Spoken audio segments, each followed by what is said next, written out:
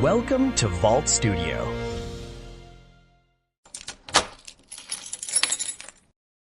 This is Story Vault Studio. When the coldest winter in recorded history closes its fist around the country, one phone call is enough to change everything. Emma has a life in the city, an apartment, a fiancé, a routine she's never questioned. But her oldest friend has just quit her job and started packing her car, and the warning she carries is enough to send Emma running straight home, to a house her family built into the hillside long before anyone believed the freeze was coming. Not everyone she loves believes her. Not everyone she leaves behind will forgive her for being right. And when the temperature falls past anything a human body can survive, the people who show up at her family's gate in the middle of the night will test exactly how far family is willing to go to stay safe. If you enjoy immersive stories like this, consider subscribing. Now, let's begin. Emma stood at the office window, stretching the stiffness out of her arms, when her phone buzzed against the desk. Hannah's name lit up the screen, and something about the timing made her fingers go still over the screen before she even answered. Hannah's voice came fast and breathless. Her mother worked in climate research, and the department had been running closed-door meetings for days. A record cold front was building, one that could push temperatures down to 70 below and hold the country in its grip for 3 months straight. Hannah had already quit her job. She was packing her car that afternoon. Emma gripped the phone tighter, her pulse climbing into her throat. She trusted Hannah, had trusted her since college, through every bad breakup and worse roommate, and Hannah didn't scare easily. If she was walking away from a paycheck to stockpile supplies, the danger was real. By the time the call ended, one image had already settled into Emma's mind. The cave house her parents had just finished building back home, its roof lined with solar panels, its new ventilation system barely broken in. She didn't need to think twice. She was going home. When Brandon came back to their apartment that evening, she told him everything. The warning, the timeline, the house waiting for them both. He laughed before she'd even finished. "Internet nonsense," he said. "You're gonna panic like everyone else hoarding toilet paper for nothing?" She pushed back, insisting the source was solid, that people were already abandoning their jobs to prepare. He wanted to know where exactly she planned to run off to. "The cave house," she said. His mouth curled into something close to disgust. "A hole in the ground? It probably doesn't even have a real bed." The words dropped between them like ice water down the back of her neck. She'd heard his opinions about her hometown before. The offhand comments, the faint sneer whenever she mentioned it, but she'd never heard him say it outright, that plainly, that ugly. "Drop the attitude," she told him. "That house has every modern comfort you can imagine. The countryside isn't what you think it is." He wasn't interested in being corrected. When she reminded him that she'd used her own savings to help her parents build it, his expression darkened fast, like she'd confessed to a crime. "What about our apartment? Our car? The wedding fund you apparently gutted without even asking me?" "That money was mine before I ever met you," she said, voice shaking with something between fury and hurt. "I don't answer to you for how I spend it." His jaw tightened. "Fine. If that's how you feel, we're done." She didn't argue. She turned around, walked into the bedroom, and started packing. That night, she lay on the bed staring at her savings balance, doing the math on how long it could carry her. She called her parents, told them to reinforce the house and stock up on supplies, promised she'd be home soon. Whatever came next, she wasn't facing it in a city apartment with a man who thought her family's home was something to laugh at. The next morning, she hit an outdoor supply store before it opened, filling a cart with the heaviest coats they had, snow boots, goggles, canned food, anything that looked like it would matter in a few weeks. By the time she loaded the car, the trunk and back seat were packed solid, barely leaving room for her bag. The drive blurred past in a haze of white-knuckled focus, her hands locked on the wheel the entire way. Only when the familiar bend of the country road appeared did her shoulders finally loosen. Fewer houses stood occupied along the route than she remembered. More of her neighbors had scattered to the cities over the years, chasing work that didn't exist here. Her parents and younger brother were already waiting at the edge of the village when she pulled in. Her mother pulled her into a hug before she'd even cleared the car door, murmuring how much she'd missed her. Her brother grinned and told her she hadn't even seen the house properly yet. She was in for a surprise. The cave house came into view a few minutes later, its roof catching the afternoon light in a wide sheet of solar glass. Her father pushed the door open with a proud smile, waving her inside. The interior stopped her cold. Clean, modern lines, warm lighting, nothing like the drafty stone room she remembered from childhood visits to older relatives. Her brother watched her reaction with open satisfaction, and she had to admit, out loud, that it blew every expectation she'd walked in with. Over dinner, she laid out everything Hannah had told her. Her father's brow furrowed deep, clearly skeptical that any winter could drop that low. Her brother asked, more gently, if she was sure. She pulled up the photo Hannah had sent, a room stacked floor to ceiling with supplies, and watched the doubt drain slowly out of both their faces. By the time the meal ended, they decided to trust her without reservation, whatever came of it. They split the work without needing to discuss it twice. Emma handled food and water. Her brother sourced tools and equipment, including a bank of deep cycle batteries and a small backup generator, in case the solar panel spent weeks buried under snow with no sun to speak of.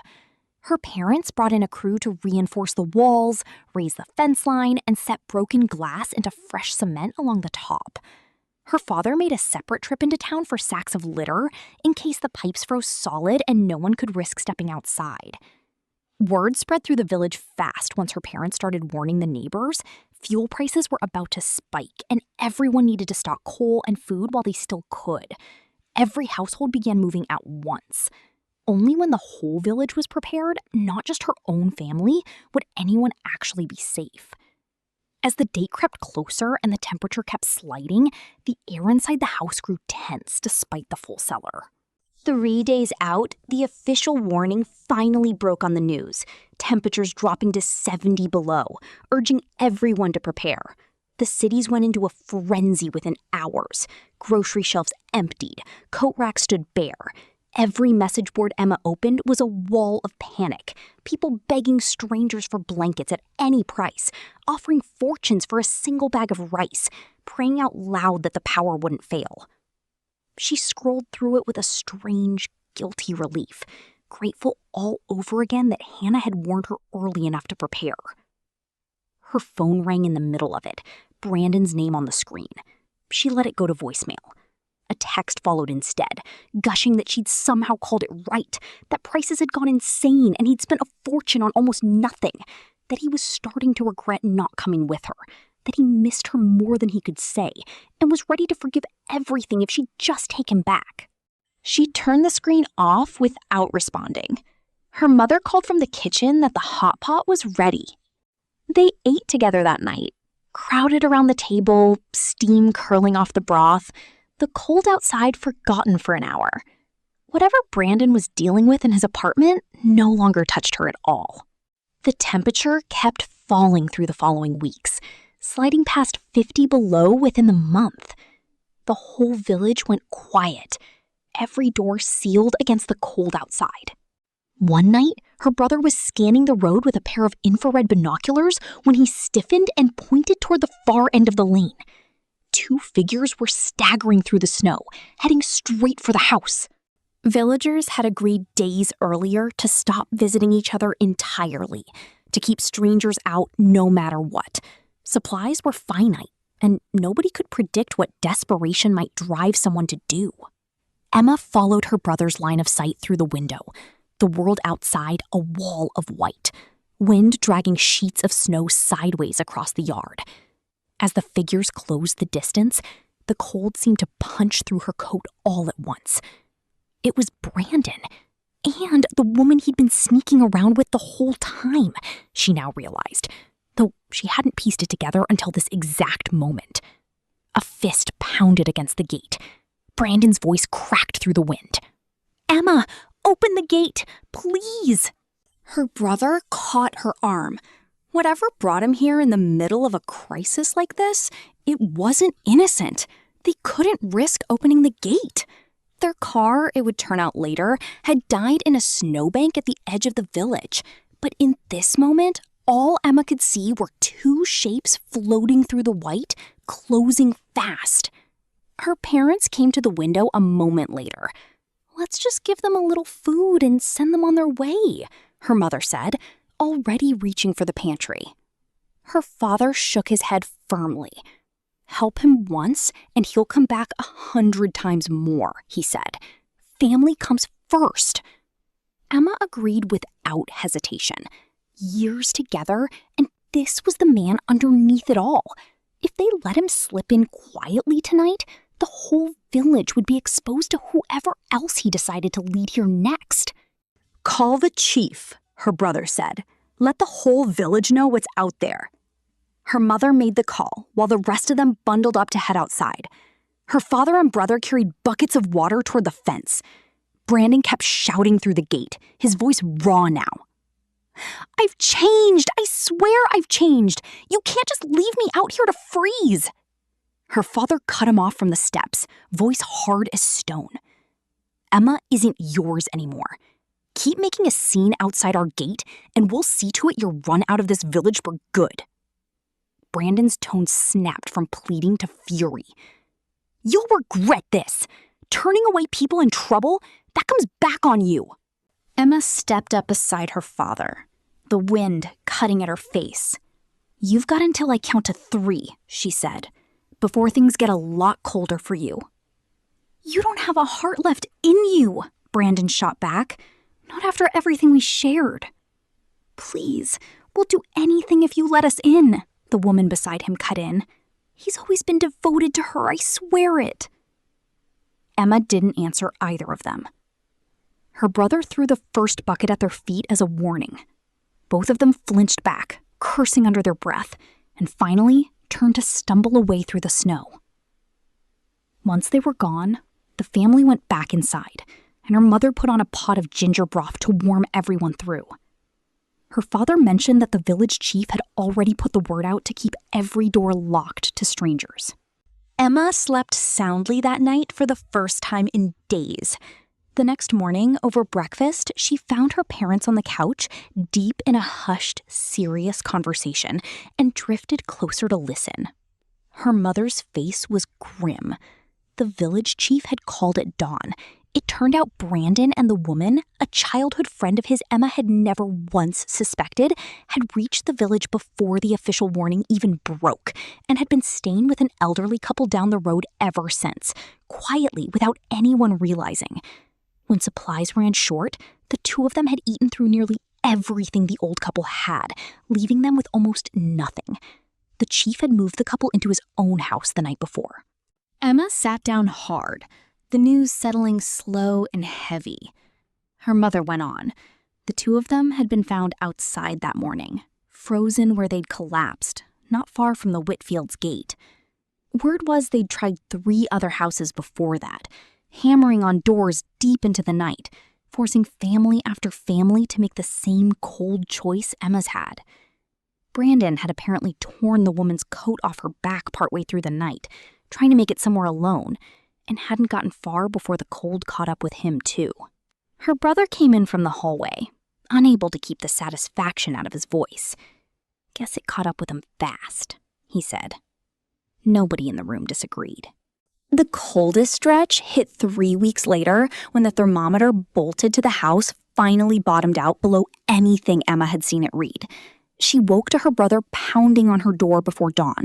The generator had seized in the night, choked on fuel gone thick as syrup in the cold, and the battery bank feeding the house was down to hours, not days. Her father was already outside when she got there, headlamp cutting a small circle in the dark, hands too stiff to properly grip the wrench. Emma dropped beside him and held the housing steady while he worked, the metal biting through her gloves, her breath freezing to her scarf in seconds. Inside, her mother was pulling every blanket in the house onto the beds and sealing the hallway door to keep what heat remained in one room. "If this doesn't turn over," her father said, not looking up, "we're burning the spare lumber by morning." It turned over on the 4th try, coughing black smoke before catching. Nobody spoke for a moment, just the 4 of them standing in the cold, listening to the engine hold. By full light, 2 neighbors had trudged over anyway, having seen the headlamp through the dark and assumed the worst. They left behind a can of fuel additive and stayed long enough to help lash a windbreak around the generator shed so it wouldn't happen again.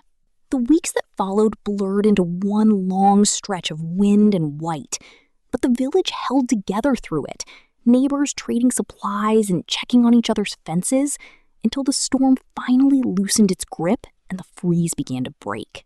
Emma stood at the window one morning and watched the first bare patch of ground appear beneath the melting snow. Behind her, she could hear her mother humming over the stove, her brother arguing cheerfully with her father about who'd fix the fence first.